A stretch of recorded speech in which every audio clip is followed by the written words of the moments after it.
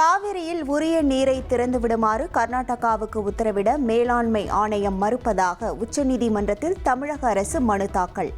நாளை நடைபெறும் காவிரி நீர் மேலாண்மை ஆணைய கூட்டத்தில் இதுகுறித்து வலியுறுத்தப்படும் என உச்சநீதிமன்றத்தில் தமிழக அரசு தெரிவித்துள்ளது.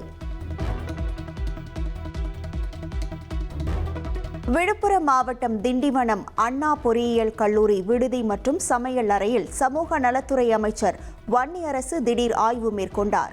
அப்போது மாணவர்களுக்கு வழங்கப்பட்ட உணவை சாப்பிட்ட அவர் சாம்பாரில் காய்கறிகள் குறைவாக இருப்பதை சுட்டிக்காட்டி இனி அதிக அளவில் காய்கறிகளை சேர்க்க சமையல்களுக்கு உத்தரவிட்டார். மேலும் விடுதியில் பாம்பு, குரங்குகள் நடமாட்டம் அதிகரித்துள்ளதாக மாணவர்கள் அளித்த புகாரையும் கேட்டறிந்தார்.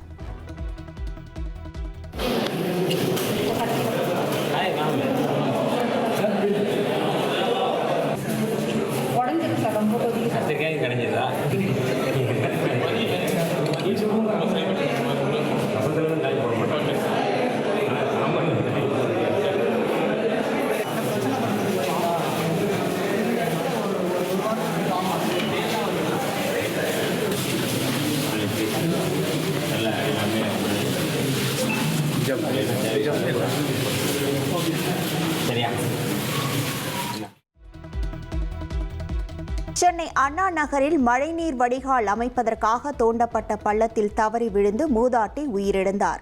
கனமழையால் பள்ளத்தில் தண்ணீர் தேங்கி இருந்ததை கவனிக்காமல் நடந்து சென்றபோது விபரீதம். சென்னையில் பணி நிரந்தரம், தனியார் மயமாக்கலை தடுத்தல் உள்ளிட்ட கோரிக்கைகளை வலியுறுத்தி கோட்டை நோக்கி பேரணி சென்ற தூய்மை பணியாளர்கள் கைது செய்யப்பட்டனர். காவல்துறையினருடன் ஏற்பட்ட தள்ளுமுள்ளுக்கு இடையே தூய்மை பணியாளர்கள் கைது செய்யப்பட்டு பேருந்தில் ஏற்றப்பட்டனர்.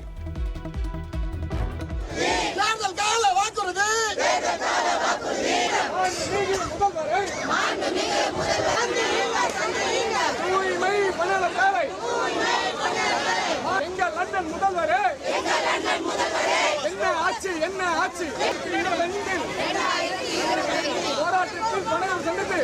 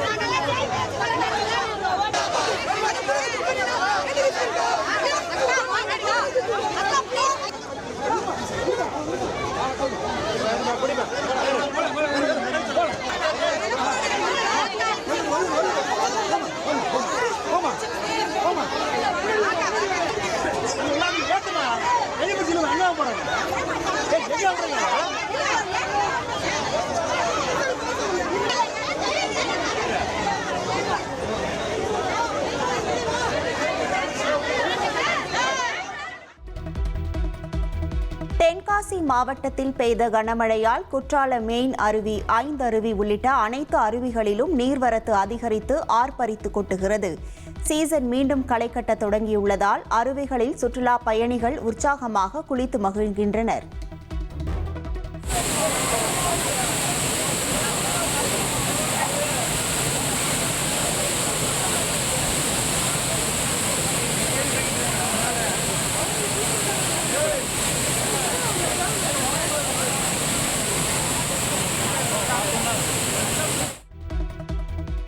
மதுரை மேலூர் அருகே வடமாடு ஜல்லிக்கட்டு போட்டியில் ஏற்பட்ட மோதலில் இளைஞருக்கு அரிவாள் வெட்டு.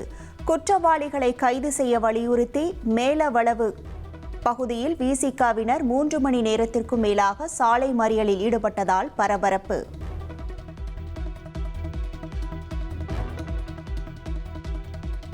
ஜப்பான் வர்த்தக குழுவுடன் மத்திய அமைச்சர் பியூஷ் கோயல் ஆலோசனை மேற்கொண்டார். இந்தியா ஜப்பான் வர்த்தக ஒத்துழைப்பு வலுப்படுத்தப்படும் என அவர் அறிவித்துள்ளார். ஓணம் பண்டிகையை முன்னிட்டு சபரிமலை ஐயப்பன் கோவில் நடை இன்று மாலை 5 மணிக்கு திறக்கப்படுகிறது.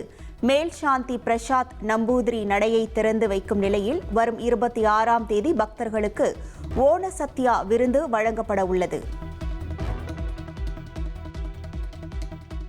டெல்லி மற்றும் நொய்டா, குருகிராம் பகுதிகளில் பெய்த கனமழையால் சாலைகளில் வெள்ள நீர் பெருக்கெடுத்து போக்குவரத்து பாதிக்கப்பட்டது. டெல்லி சங்கம் விஹார் பகுதியில் முழங்கால் அளவு வெள்ளத்தில் பழுதாகி நின்ற வாகனத்தை பள்ளி மாணவிகள் தள்ளி சென்றனர்.